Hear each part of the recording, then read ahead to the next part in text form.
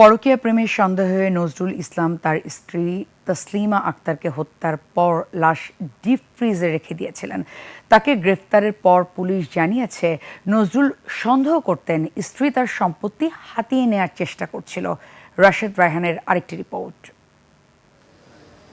সোমবার রাতে রাজধানীর কলাবাগান এলাকার একটি বাসার ফ্রিজারের ভেতর তাসলিমা আক্তারের মৃতদেহ উদ্ধার করে পুলিশ।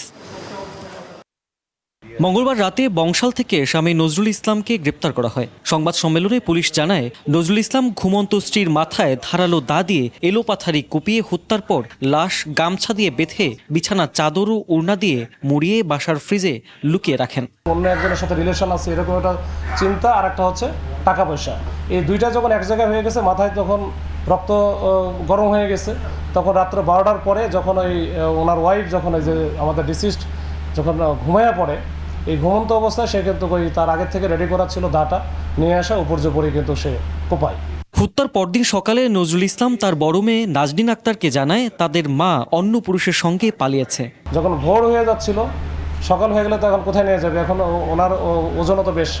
তখন তার মাথায় হঠাৎ করে ভূত চাপে যে ঠিক আছে, এটা আমরা তার যে বড় ডিপ ফ্রিজ আছে, ডিপ ফ্রিজের ভিতরে ঢুকে ফেলি। তখন ডিপ ফ্রিজের ভিতরে ঢুকে ওর উপরে অন্যান্য যে মাছ বা মাংস বা অন্যান্য খাবার ছিল এগুলো দিয়ে সে রেখে দেয়।